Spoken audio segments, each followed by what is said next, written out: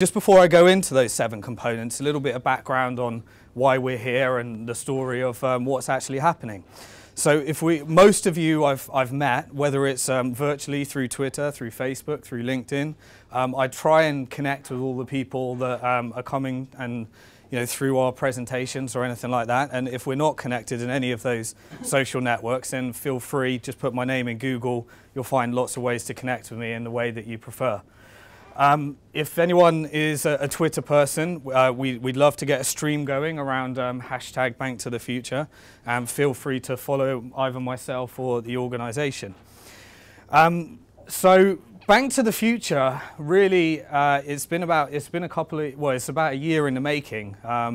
But before that, we spent about 18 months in compliance, and about 6 months ago we launched into beta. We're still in a beta phase at the moment.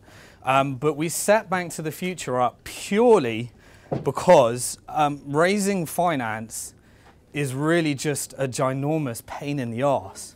And it's particularly painful right now. And I know that from first-hand experience. So if we haven't met already, my first introduction to the world of raising finance was getting rejected from 97 investment banks after I graduated from university. And after getting rejected from about it was 94 to be precise, one of the things I used to do is I used to do lots of presentations for students. And one of my prized possessions is a rejection letter from 94 different banks and financial institutions. So I went out and did a master's after that, because I was told that if you go do a master's in economics, and it might help you. But unfortunately, I got rejected from 125 the second time round. I found another 30-odd financial institutions to get rejected from. So after getting rejected, I then got a job as a tea boy for a company in Manchester called TD Waterhouse. And I worked as a tea boy, and after a month I got a job as a stockbroker. And through a little bit of networking, I got my way into the city. Turns out that like sales skills and things like that are actually what a lot of the investment banks are looking for. And so I learned lots and lots of stuff about the different ways of raising finance. And after going as a role as a trader for a couple of years, I got a job in corporate finance. And my job was helping venture capitalists exit their investments onto the alternative investment market. Now that may sound like a load of jargon, and one of the things I give you permission to do tonight is to slap me around the face if I start going into jargon mode. So the challenge with spending 10 odd years around finance is that I picked a lot of it up. But what I want to do tonight, and the goal and the ambition and the books that I've written, was all about taking that financial jargon and speaking real English. And that's what I'd love to attempt to do, but sometimes I accidentally slip back in. So after helping large companies float on the stock market, I learned a lot about what venture capitalists are looking for and what their challenges are. So after I think about 6 months of doing that, I actually realized that the corporate life isn't actually for me at all. My favorite type of people in the world are entrepreneurs. I think entrepreneurs are the true heroes of the world. I think we're the only solution to the financial crisis that we've got today. It's all down to us to raise some finance and create some jobs. And literally, it's the most productive sector is getting a business that's in your head, raising some finance or doing it through revenue. Finance isn't necessarily the answer to everything. And going out there and creating some jobs. And that's what we've all got to do collectively. And the government recognises that. And so one of the things I'm going to show you today is what the government's actually doing to support us.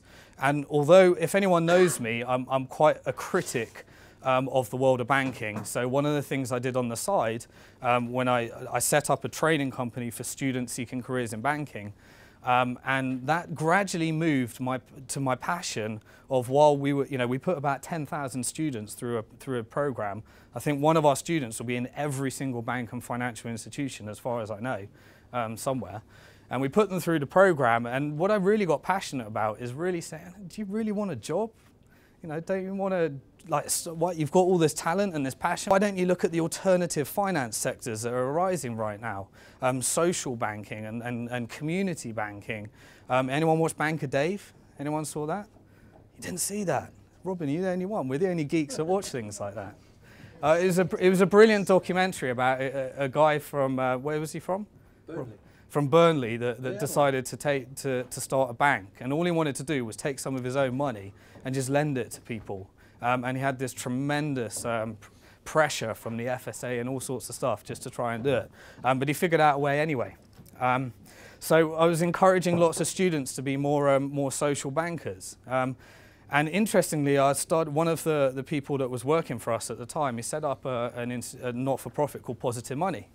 And Positive Money was all set up around making banks sustainable. And one of the key recommendations was that banks aren't set up to redistribute money to business. They're set up to redistribute money towards property. They're set up to redistribute money towards speculation. They're set up to redistribute money towards credit cards and consumer debt. And none of that does any real good for the economy. It's only when money gets to small business that something good happens. So we got very outspoken about this. And then guess what? The financial crisis happened. And all of a sudden, I went from getting chucked out of London School of Economics for being wacky to actually being invited on television to discuss banking and sustainable banking. So I do weekly TV shows, written a couple of books on the subject. And around about 2 years ago, my wife at the back there, Bliss, she got really peed off about me whinging about what one would need to do in order to turn a bank sustainable. So she said to me, Simon, why don't we just create our own?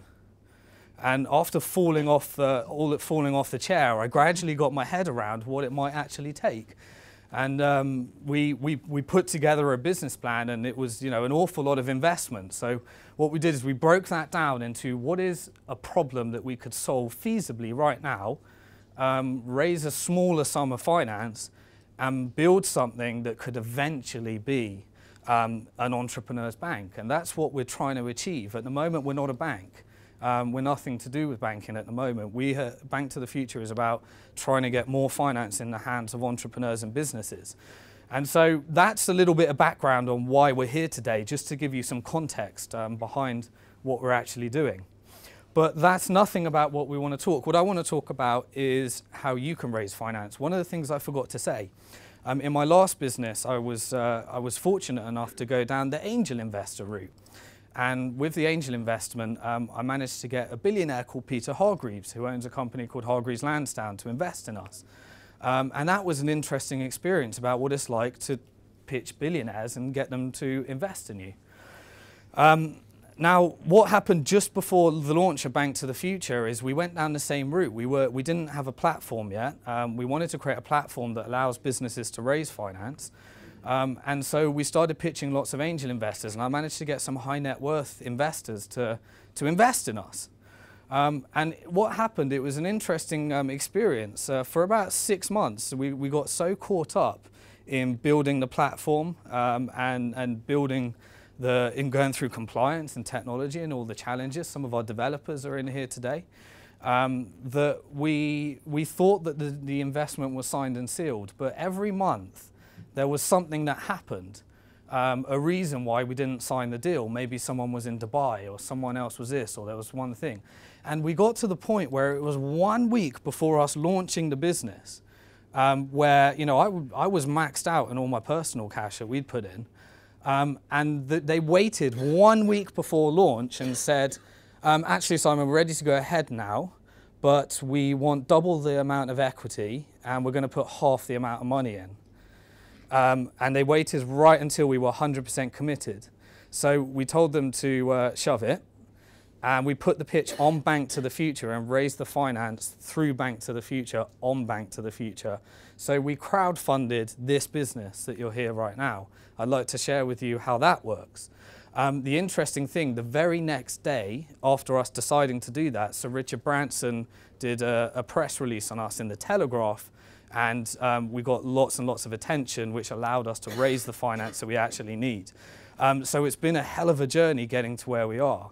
But so now I find myself in this situation where I've done the investment banking thing, the venture capital thing, the angel investing thing, the crowdfunding thing. So I'd like to share with you what I think are the different ways for you to raise finance so you can see where you fit in that picture. Is that okay with you?